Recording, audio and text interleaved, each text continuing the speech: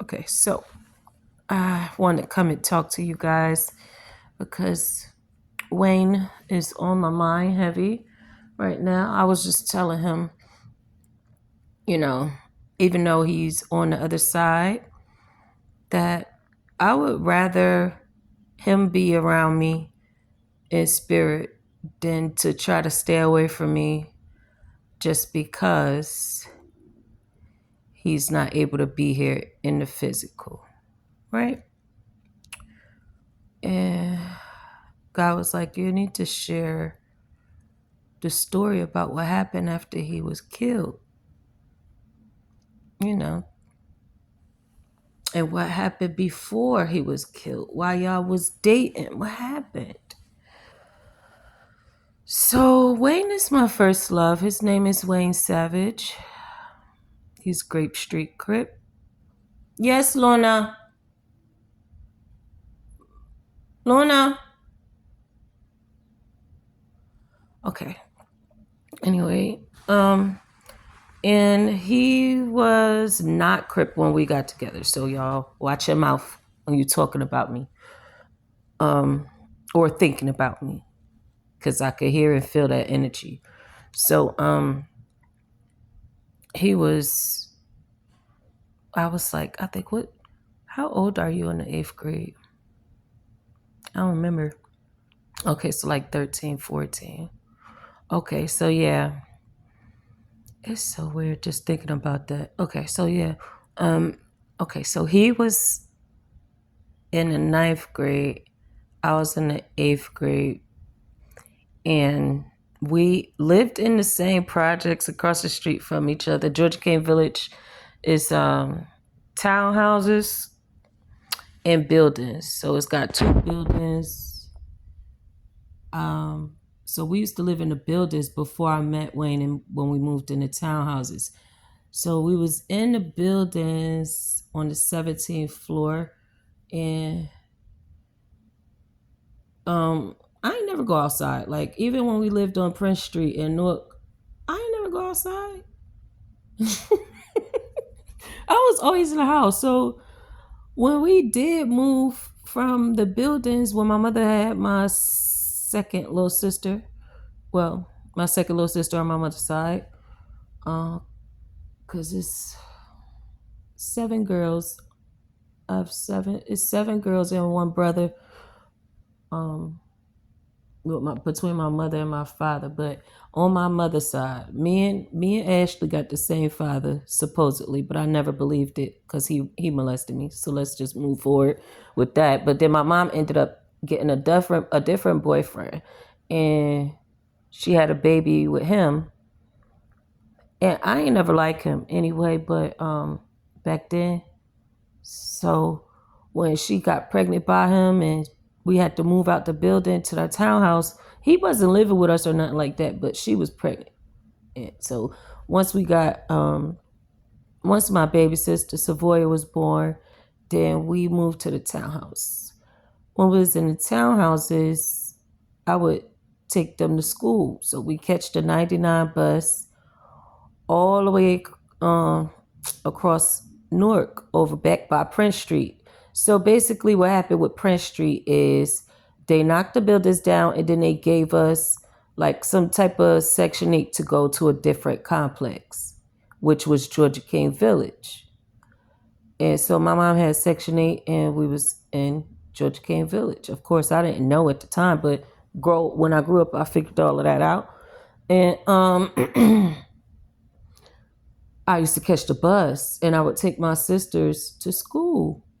Well, me and Ashley went to the same school, but Savoya had to go to daycare. So at first, my mom used to go with all of us. And I remember she used to lick her thumb and wipe our eyes. Oh my God, that was so annoying. And wipe around our mouth after we done had cereal and it's like crunchy milk on our mouth. Oh God. Anyway, so after she showed me the route, basically, she would have me do it myself, and then she'd go to work while I'm taking them to school, or she'll go to work before I take them to school, whatever, however. But I met him on the 99 bus one day when I was coming home from school, and I ain't never seen him before in the complex. So it's kind of like, who is this damn boy looking at me like this? Because we was on the bus. He was in the back. I walked to the back. I always sit in the back of the bus in the corner by the window. So he was sitting in the middle, and I had to basically ask him, like, excuse me, because his bus stop was further than mine. So that means when that bus, the 99 bus, turn around and come back this way, he's on the bus already. And then my stop comes where I get on with my little sisters, and then we get off. All of us get off at the same stop. So we used to get off in front of University, UMD Hospital, and that's the hospital he died in too. Crazy, just thinking about it. But so when I had asked him, like, excuse me, can I, get over there or whatever, he did move or whatever, but we had started talking. And when I, because first I'm looking, I don't pay boys no mind, I'm already dealing with a sexually abusive dad, so I don't really look at boys. So, I just was focused on school. I was getting the gifted and talented. Once I got to high school, I was in all honor classes. So it just tells you where my mind was at. And I didn't really pay him no mind when I said excuse me and sat by the window with my little sister. And then my sister Ashley had sat in the front of me in the seat, like a two-seater, because the back row always got like, a whole bunch of seats. He was in the middle of that long row of seats, so he had to move his legs so I could get in there. And he said something to me, and I looked over to him. I think he said, "What's up?" or something. And I looked, I'm like, "Hi."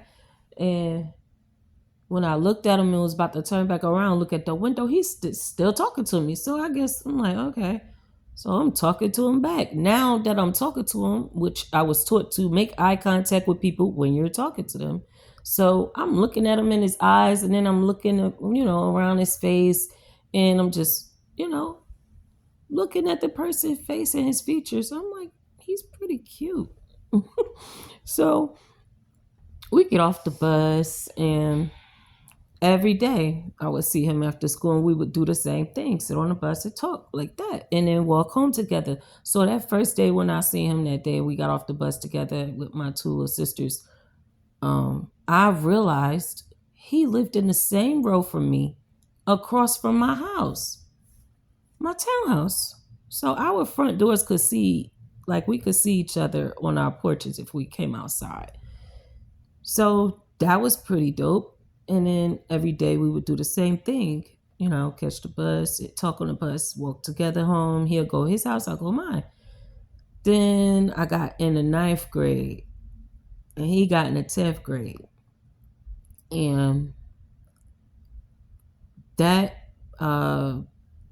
basically, like, he kind of changed, because he had came up to, well, he called me on the phone after he wasn't on the bus. So I'm like, where the fuck he at? So when he did get home, I was already in the house, and he called me. So I answered the phone, and he like, guess what? I'm like, what? He like, come outside, I want to tell you something. So I come outside. He meet me in front of the house, and he like, guess what I just did? I'm like, what? He was like, I just joined Grape Street. And all of a sudden, and That's So Raven moment happened before I even knew what the That's So Raven was, because it wasn't even out then. My head spinned, and I seen a vision of him getting killed.